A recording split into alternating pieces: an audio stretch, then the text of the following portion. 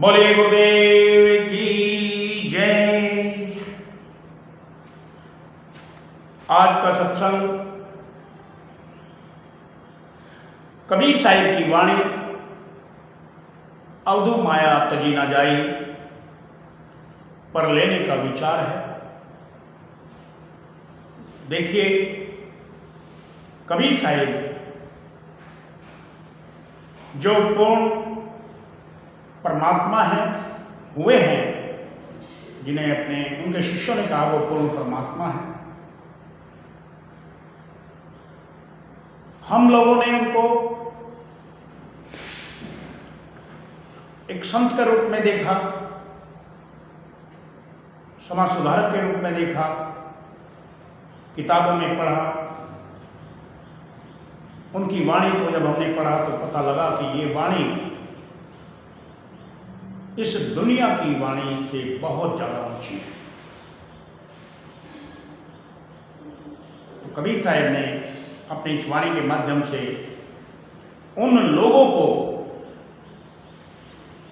जो उस समय में घर को छोड़कर जंगलों में जा बसते थे, जो परिवार को छोड़कर, बस्तियों को छोड़कर बस्ती के बाहर डेरा लगाते थे, उन लोगों के लिए ये वाणी कबीर साहिब ने अपनी ग्रंथ साहिब में दर्ज की। कुछ लोग ऐसे थे कि जो अपने आप को कहते थे कि हम कबीर साहिब की वाणी के पारखी हैं, हम कबीर साहिब की वाणी को परख कर रहे हैं।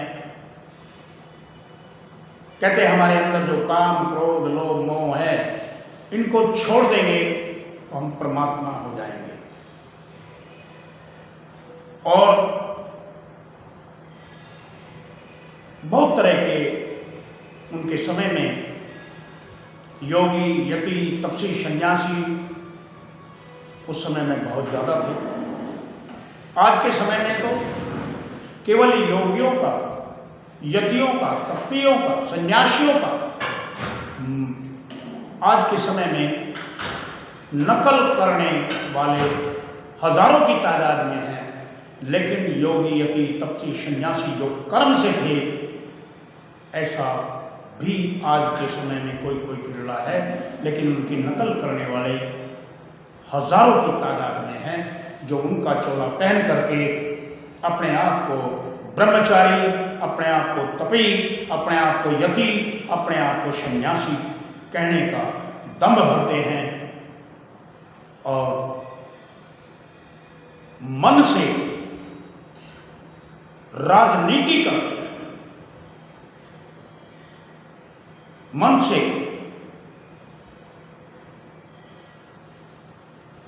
दुनिया की चीजों का संग्रह करने के लिए। कबीर साहिब उनको, जो उस समय के बड़े योगी, यति, तपसी, सन्यासी थे, उनको समझाया अपनी इस वाणी के माध्यम से। वो समझे, लेकिन जो उनकी नकल कर रहे हैं, जो आज हजारों की तादाद में, लाखों की तादाद में उनकी नकल कर रहे हैं, वो नहीं समझेंगे। क्यों? क्योंकि उन्होंने तो ये योगी, यति, तपसी, सन्यासी, ब्रह्मचारी, उदासी के चोले इसलिए पहने हैं ताकि दुनिया की चीजों का संग्रह हो।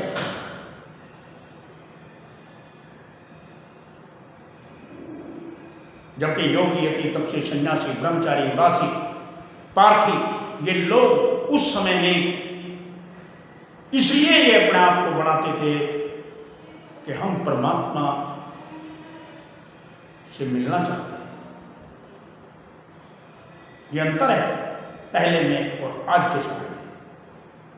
कबीर साहिब ने उनको ये समझाया। क्या समझाया?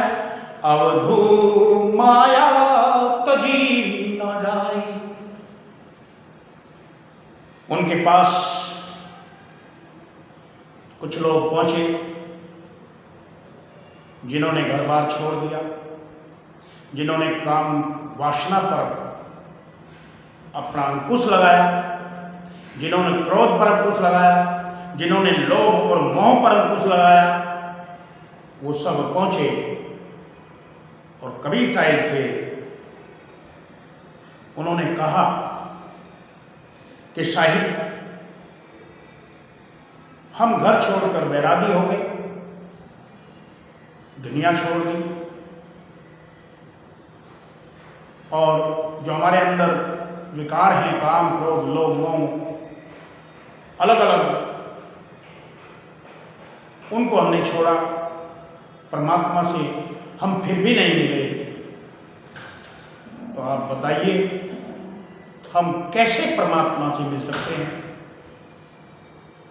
तो कबीर साहिब ने उन लोगों को समझाया, अरे ध्यान साधना करने वाले योगियों, यतियों, तपस्वियों, सन्यासियों, ब्रह्मचारियों, पारखियों, जैसे तुम माया को त्यागना चाहते हो, ऐसे माया नहीं त्यागी जाएगी। तो क्या कह रहे हैं? अवधो माया तजी न जाई, ऐसे नहीं त्याग सकते तुम माया। घर को ग्रह को तज के बस्तर बांधा, बस्तर तज के फेरी। अरे तुमने घर को त्याग दिया। उनकी तरफ मुखातिब होते हैं जिन्होंने घर को त्याग कर जंगल में डेरा लगा लिया था। उनको समझाया, अरे भाई त्यागियों, तुमने घर को त्याग दिया, जंगल में डेरा कर दिया, अब जंगल में भी तुम्हें रोटी कपड़े मकान की जरूरत पड़ी तो तुम जंगल को छोड़ करके फिर बस्ती में आ गए, और बस्ती के बाद फिर जमीन के टुकड़े पर कब्जा किया, चारों तरफ की चार दीवारी करी, 2-4 कमरे बनाए, और वहां से पहले 2 बेटे बेटी थे, अब 100 चेले चेली बना ली। तो जिस तरीके से तुम कर रहे हो, ये तरीके से माया नहीं त्यागी जा सकती। क्या कहा? ग्रह को तज के बस्तर बांधा, बस्तर तज के फेरी, लड़का तज के चेला कीना, तमती माया घेरी रे, अवधू माया तजी न जाई।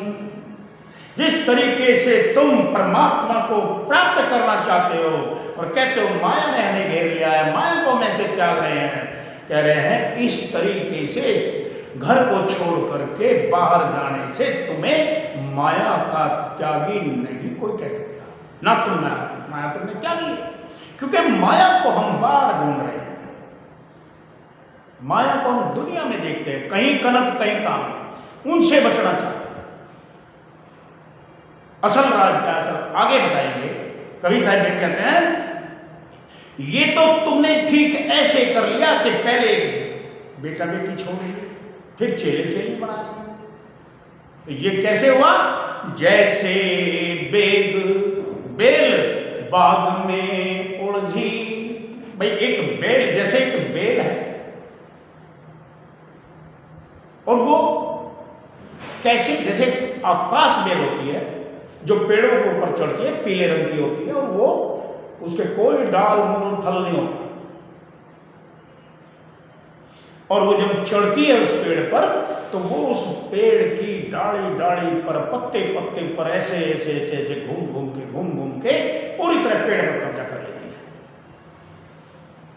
और फिर वही आकाश बेल जिस पेड़ पर चढ़ती है, जिस वृक्ष पर चढ़ती है, उसी वृक्ष का रस निचोड़ करके पी जाती है, और उस पेड़ को भी और अपने आप को भी बर्बाद कर देती है।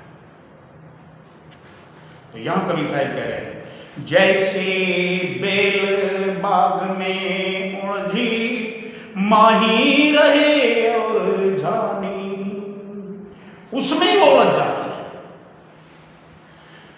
छोड़े से बहु छूटे नहीं, तुम आकाश बेल को उससे छुड़ा तो आकाश बेल टूट जाएगी, छोड़ेगी नहीं। कोटिन करे उपाय, ऐसे हम आश्रम के स्वामी जी बन गए। हमने आश्रम बना दिया, 100 चेले चेली बना दिए, उनको लगे दक्षिणा देने, लगे उनसे नारियल भेंट लेने, लगे उनको नारियल अर्पित करने। और आजकल तो एक और परंपरा चलती है नए सिरे से कि परमात्मा प्राप्ति के साधन जो ये सन्यासी लोग कर रहे हैं, वो अपने धन उपार्जन का एक और भी तरीका ढूंढ रहे हैं कि चलो भाई बहुत से आदमियों को इकट्ठा करो, लेडीज को इकट्ठा करो, सर पे कलश रखो, चलो जी प्रभात फेरी करो, चलो जी कलश सर पे रखे एक झांकी निकालो। क्योंकि जितने कलश रखे जाते हैं उतने ही कलश उठाने वालों से पैसा लिया जाता है। उस पैसे का मालिक फिर वो आश्रम का मालिक है। तो वर्णित कर रहे हैं।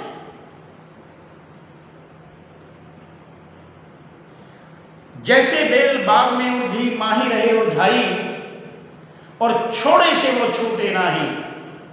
अगर आप कहो स्वामी जी ये छोड़ दे, आश्रम छोड़ दें,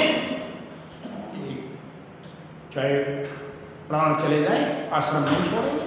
अगर कोई उनको ये कहेगा कि भाई ये छोड़ दो, तो उसी को वो बेदखल कर देंगे अपना आश्रम से। तो छोड़े से वो छूटे नाही, कोटि करो उपाय, तुम लाख उपाय करो, वो आश्रम को नहीं छोड़ सकते, घर गृहस्थी को छोड़ सकते हैं। घर गृहस्थी छोड़ के अपने आप को सन्यासी होने का दम भरते हैं, कहते हमने घर गृहस्थी छोड़ दी।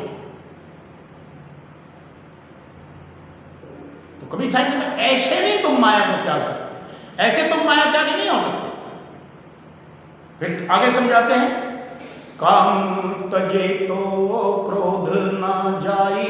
अरे मुझे बताओ, तुमने काम वासना त्याग दी, चलो तुम अपने आप को ब्रह्मचारी कह रहे हो, तुमने छोड़ दी काम वासना, लेकिन मुझे बताओ काम का मतलब मात्र काम वासना नहीं, बल्कि जितनी मन की कल्पनाएं काम का आदेश हो। कबीर साहब ने कितने आश्रम बनाए थे, गुरु नानक साहब ने कितने आश्रम बनाए, जितने भी बड़े बड़े महापुरुष हुए, किसी ने आज तक कोई आश्रम नहीं बनाया, किसी ने आज तक कोई वो नहीं कलश यात्रा नहीं निकाली, किसी ने आज तक कोई पान परवाना नहीं दिया, किसी ने आज तक कोई आरती चौके नहीं करे, किसी ने आज तक बाहरी कर्म कांडों में अपने समय में किसी जीव को नहीं उलझाया।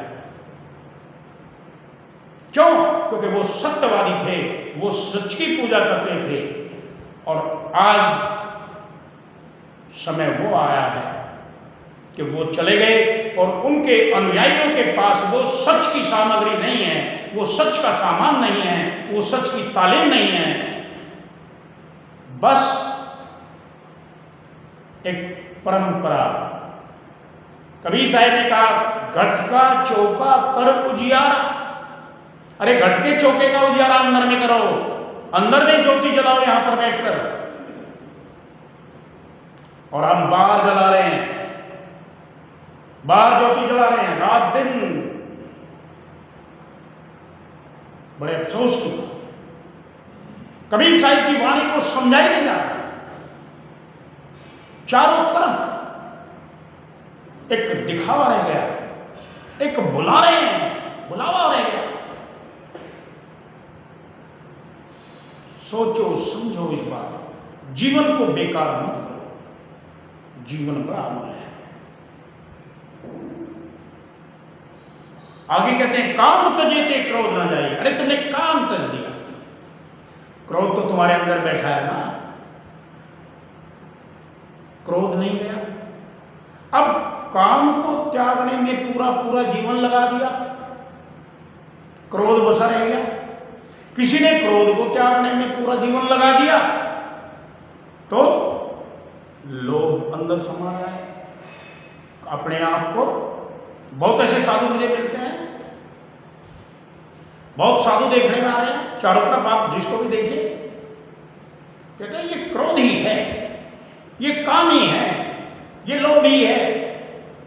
अपने उस लोभ को छुपाने का बहुत तजुर्बा ले रहे हैं, अपने क्रोध को छुपाने के लिए ऊपर से मीठी मीठी बात करते हैं। जब कोई बात उनके अहित की आ जाए, उनके लोभ की पूर्ति ना होती हो तो क्रोध आता है, लेकिन ऊपर से अपने आप को शांत होने का ढूंढ लेते हैं। मन में लोभ है, उस लोभ की पूर्ति के लिए क्रोध को अपने आप को दिखाते नहीं और बाद में फिर जिक्र करते हैं ऐसा था वो, उस आदमी कहते हैं ऐसा था वो, उसने मेरे को ललकारा है। ईर्ष्या का भाव लोभ है। काम तजे तो लोभ ना जाई, क्रोध ना जाई, क्रोध तजे तो लोभा। फिर लोभ तजे तो, अब लोभ भी त्याग दिया तो मोह ना जाए। ऐसे बहुत साधु हैं जो साधुओं का चोला धारण कर रहे हैं, जो काम को वश करने का ड्रामा कर रहे हैं, जो क्रोध को वश करने की नौटंकी कर रहे हैं, जो लोभ को वश में करने की भी एक ड्रामा कर रहे हैं। लेकिन अगर देखा जाए तो इधर वो घर गृहस्थी में है, इधर वो साधु बनकर लोगों से पूजा भेंट ले लेकर के अपने घर का पालन पोषण कर रहे हैं, अपने घर को चला रहे हैं, अपने घर में पहुंचा रहे हैं। कहता है उनके प्रति भी हमारी कोई जिम्मेदारी है। अरे तुम्हारी उनके प्रति कोई जिम्मेदारी है तो हराम के पैसे मत खाओ, करनी कमाई करके दो, मेहनत करके उनको पैसा दो, हराम के पैसे से बचो, वरना बहुत बुरा हाल होगा परमात्मा की निगाह में। ये कबीर साहिब कहते हैं, उन्होंने समझाया उनको, और यही संदेश आज भी कबीर साहिब का, कबीर साहिब का यही संदेश आज भी उन सभी लोगों के लिए है जो अपने आप को वैरागी, त्यागी, पारखी, अपने आप को ब्रह्मचारी, अपने आप को निर्लोभी होने का नाम दे रहे हैं। कबीर साहब कहते हैं काम तजे तो क्रोध न जाई, क्रोध तजे तो लोभा, लोभ तजे अहंकार न जाई, मान बढ़ाई शोभा। हम मान बढ़ाई के चल रहे हैं, सब मान बढ़ाई में चल रहे हैं। किसी को फिक्र नहीं कि शरणागत आने वाले जीवों का कैसे निपटेड़ा काल से, किसी को इस बात से कोई सरोकार नहीं है कि कैसे हम इन जीवों को भजन साधना में लगाएं, कैसे इनकी सुरत को जगाकर अभ्यास में शब्द में जोड़ें, इस बात का किसी को कोई वो नहीं।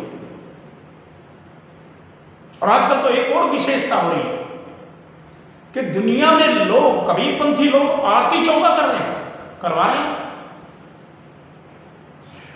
जिस पद्धति से वो बाहरी आरती चौके करते हैं स्वरोदय ज्ञान से, जिस पद्धति से कबीर साहिब का नाम लेकर कर ये पद्धति कबीर साहिब की है, वो वेदांत की पद्धति है, कबीर साहिब की नहीं है। कबीर साहिब की पद्धति शब्द योग की नहीं है, वो शब्द योग की है, स्वरोदय ज्ञान की नहीं है। और कबीर साहिब वो कहते हैं पूर्णमासी का व्रत हम रखते हैं। अरे पूर्ण शौरोदय ज्ञान में भी पूर्ण होंगे, पूर्णमासी के लेवल पर तुम जाओगे, तब बाहरी दुनिया में भी आरती चौका करते। लेकिन वो विधि, वो संस्कार खत्म करके आज हर महात्मा, लगभग हर महात्मा, माफ करना किसी बिरले को छोड़कर, लगभग हर महात्मा केवल लोगों की दिन की छुट्टी जिस दिन हो उस दिन आरती चौके करते हैं, क्योंकि उस दिन ज्यादा से ज्यादा लोग आते हैं, ज्यादा से ज्यादा चढ़ावा करते हैं। और कमाल ये भी हो रहा है कि ज्यादातर मंदिरों के ट्रस्टी भी वो लोग बड़े बैठे हैं जो रात दिन आकंठ शराब और कबाब का इस्तेमाल करते हैं। गौर करें वो महात्मा जो अपने ट्रस्टियों पर, जिस ट्रस्ट के लोग शराब और कबाब इस्तेमाल करते हैं और वो महात्मा बन करके वहां टुकड़ा खा रहा है, तो उसकी दुर्गति का कारण वो खुद बनता है। या तो हटा दीजिए ऐसे ट्रस्टियों को, उन्हें ट्रस्ट में रहने का कोई अधिकार नहीं है। जो अंडे, मांस, मीट, शराब इस्तेमाल करते हैं, जो बीड़ी सिगरेट इस्तेमाल करते हैं, क्या हक है उन्हें? वो अपने आप को पाक और पवित्र होने का ढोंग रचाते हैं। तो बड़ा ही अफसोस की बात है। कहने के लिए हम कबीरपंथी, कहने के लिए हम धर्मात्मा, लेकिन काम सारे अधर्म के कर रहे हैं। इसलिए माया नहीं त्यागी जाती है। इसलिए कबीर साहिब ने ठीक कहा, अवधु माया तजी ना जाए। इस तरीके से हम माया को नहीं त्याग सकते। फिर कैसे तजी जाएगी?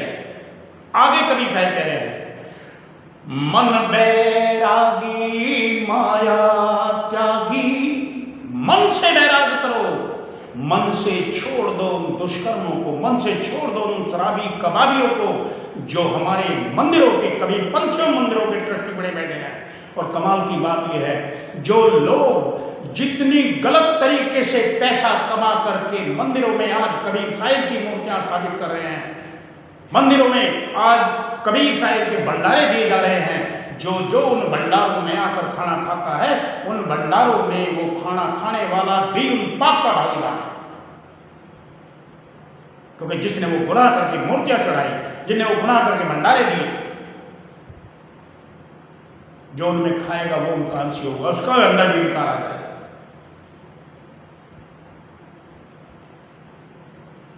तो मन बैरागी करिए। मन जब बैराग हो गया, मन जब बैराग से परिपूर्ण हो गया, तब तुम त्यागी कहलाओगे। मन बैरागी माया त्यागी। और मन कब बैरागी होगा? जब तुम्हारी सब सुरत जगेगी और सुरत में शब्द में लगेगी। इसके पहले तुम्हारा मन बैरागी नहीं हो सकता। कबीर साहब साहब कहते हैं, मन बैरागी। उन्होंने अपने समय के उन लोगों को समझाया जो क्रोधी थे, क्रोध छोड़ने का दावा करते थे, जो लोभ छोड़ने का दावा करते थे, जो काम छोड़ने का दावा करते थे, लोभ अहंकार मान बढ़ाई का दावा करते थे, जो घर को छोड़कर जंगलों में जा रहे थे। कबीर साहब उनको कह रहे हैं कि इस तरीके से तुम कभी भी त्यागी नहीं बन सकते। अगर तुमने माया त्यागी बनना है तो मन को वैरागी बनाइए, और मन को वैराग में लाने के लिए तुम्हें अपनी सुरत को जगाना पड़ेगा, जो मन के चंगुल में है। सुरत जगाओ, शब्द से जोड़ दो, तुम माया त्यागी बनोगे, मन वैरागी बनोगे। ये कबीर साहिब का संदेश उन लोगों के लिए था, उन समय में था। ये नहीं कि आज के समय में उनका संदेश नहीं है, हमेशा उनका संदेश यही रहेगा, हमेशा उनका संदेश यही चलता रहेगा। अगर हम उनकी पद्धति पर चलकर, उनकी शिक्षा पर चलकर हम अपने आप को ऐसा नहीं बना सकते, तो माफ करना, हम अपने आप को अपने नाम के पीछे कहीं भी कबीर पंथी लिखना बंद कर दें। हम कहते हैं अपने आप को हम कबीर साहिब का प्रचार कर रहे हैं। अरे जिसको पूरा विश्व जानता है उसको हम प्रचार करें।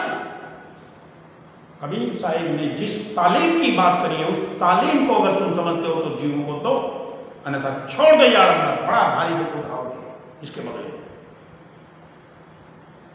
माया मन बैरागी माया त्यागी। कबीर साहब कह रहे थे मन बैरागी तब हो सकता है जब हम माया का त्याग करें। और माया का त्याग कैसे हो सकता है?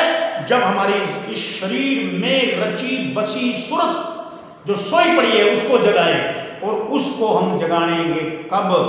जब हम इस शरीर से साधन करेंगे, क्योंकि प्रथम भूल ये शरीर माया।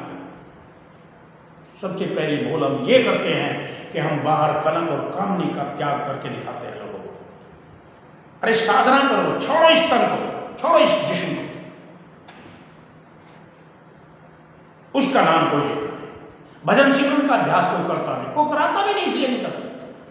भजन सिमरन पे कोई बैठाता भी है तो 15 मिनट बैठेगा, आधा घंटा बैठेगा, फिर कहेगा मेरे हाथ पैर दुखने लगे, उठ के चल जाएगा।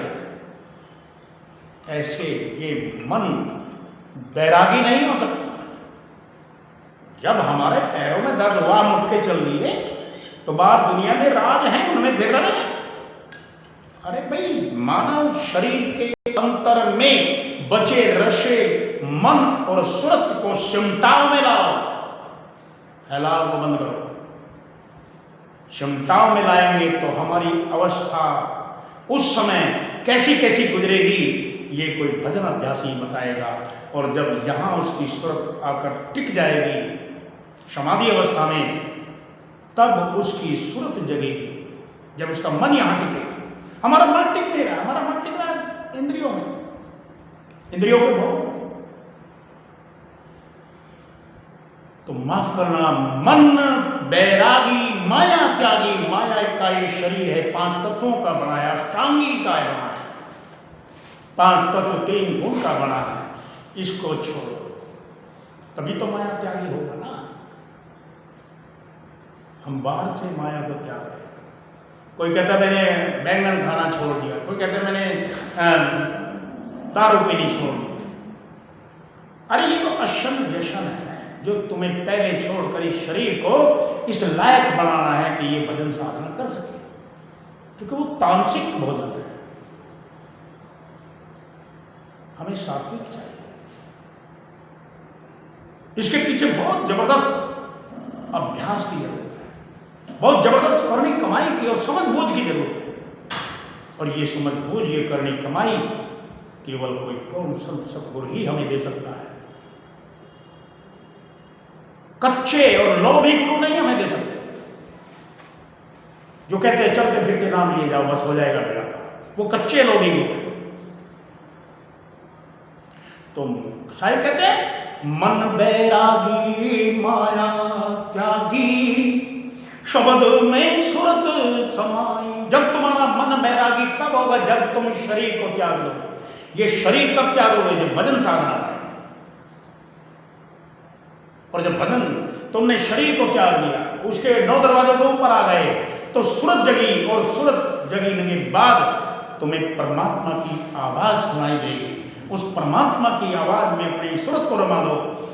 जब ऐसा अवस्था होगी तब तुम मन से बैरागी होगे और मन से माया से त्यागी होगे। इसके पहले नहीं, इसके पहले भाई ये आडंबर तुम्हारे। कहे कबीर सुनो भाई साधो। अब कबीर साहब कहते हैं जो मैंने अब तक बताया, जो मैंने तुम्हें समझाया, कहे कबीर सुनो भाई साधो, सब सुन लो। यह गम बिरले पाए, ये गम, ये भेद कोई बिरला पा रहा है, ये भी समझ लो। नहीं तो कबीर साहब कह रहे भेषों के लश्कर घड़े बाणी चोर कठोर। भेषों के लश्कर लगे हैं, बाणी के चोर हैं। 2-4 बाणी उधर से याद करी, 2-4 बाणी उधर से याद करी, कोई गीता के श्लोक याद करे, कोई भागवत के करे, कोई पुराण के, कोई कुरान के, और अपने आप को लंबा चौड़ा भाषण दे करके अपने आप को सन्यासी, दरवेश, सूफी, संत कह रहा है। जो इस भेद को जानता है, कैसे हमारी सूरत जगे, कैसे शब्द में समाए, यह गम बिरले पाए, इस भेद को कोई बिरला पाए। तो कबीर साहिब का ये शब्द आज आपके समक्ष रखा।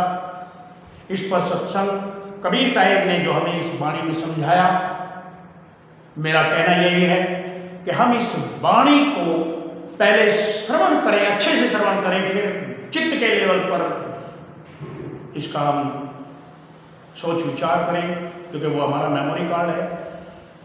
क्या ये वाणी कबीर साहिब ने कही ठीक है, गलत है, इस पर विचार करें, बुद्धि के तराजू पर तोलें, और जब बुद्धि के तराजू पर तोलें, चित्त के तराजू पर हम उसको जो है विचार करें, कानों के जरिए हम इसको सुने, फिर किसी पूर्ण महापुरुष की छत्र छाया में रह करके इसका अभ्यास करें कि कैसे ये मन बैरागी माया को त्याग करके हो सकता है, कैसे सूरत हमारी जग सकती है, कैसे शब्द में मिलेगी।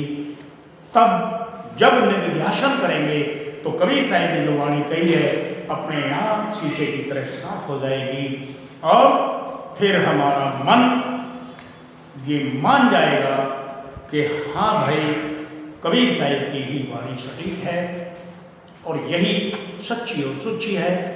तो आज का सत्संग यही समापन करते हैं। साहिब बंदगी, साहिब बंदगी, साहिब।